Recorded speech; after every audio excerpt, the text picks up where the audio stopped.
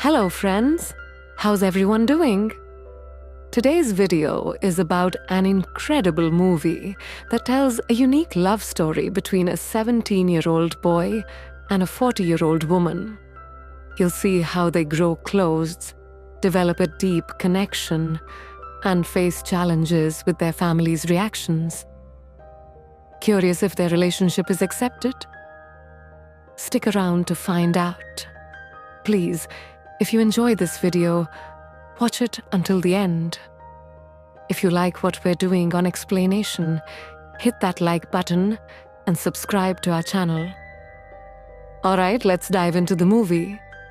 The story kicks off on a boat where we meet our main character, Joe. He's joined by his younger sister, his mother, and a friend of his father for a holiday trip. Notably, Joe's father isn't there. We soon learn that Joe's mother is in a relationship with his father's friend, Shash. A secret Joe knows but avoids discussing. When Joe sees his mother and Shash getting close, he feels uncomfortable and storms off. He grabs his motorcycle and rides aimlessly to clear his mind. Eventually, he stops near a mountain, but he pauses to think. From there, he spots a beach below with a woman swimming alone. Intrigued, Joe watches her closely as she steps out of the water and removes her clothes to dry off with a towel. Curious, Joe tries to get a closer look, but his foot slips on a stone, making a noise. The woman hears it, turns and calls out to him. Startled, Joe panics and runs back up the hill. Unfazed, the woman removes her towel, revealing herself, leaving Joe stunned.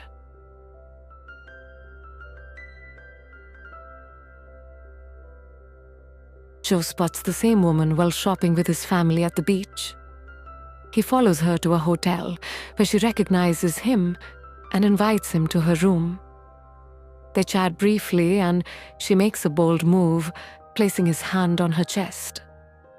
Shocked and nervous, Joe flees the scene. The next day, Joe returns to the hotel, but she's not there. He sneaks into her room and finds a t-shirt from a cycling competition.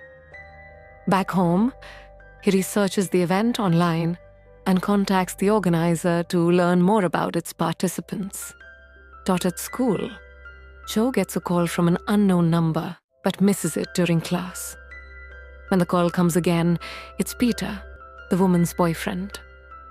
Posing as a doctor, Joe tricks Peter into sharing her address. The next day, Joe drives to her apartment and discovers she works as a mail carrier for the post office. We then see Joe's home life, where tension brews with his mother due to her affair. Despite this, Joe excels in school and plays the piano beautifully.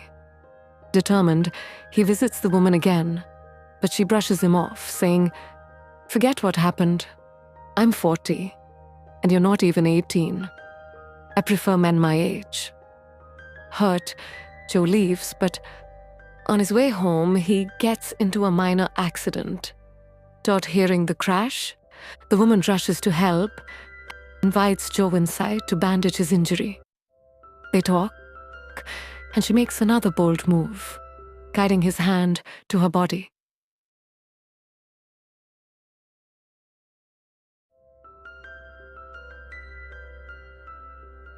Overwhelmed, Joe panics and leaves, but not before learning her name, Rosemary. These events distract Joe, causing his grades and piano practice to suffer.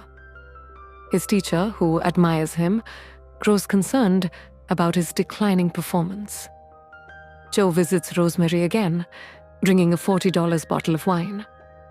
They talk, and he shares that his father is a psychiatrist and his mother is a photographer, hinting at his wealthy background. They try to connect, but part ways without much progress. At home, Joe's frustration grows as he overhears his mother with Shash. Missing Rosemary, he drives to her place in the rain, arriving soaked. She offers him a shower, and for the first time, they share an intimate moment, which leaves Joe elated. But their moment is interrupted when Peter knocks on the door. Rosemary hides Joe on the balcony to avoid suspicion. That night, Joe overhears Rosemary with Peter, which devastates him. As she had implied, Peter wasn't her husband. After Peter falls asleep, Rosemary sends Joe home. Joe distances himself from Rosemary, but she works to mend things, and they slowly reconnect.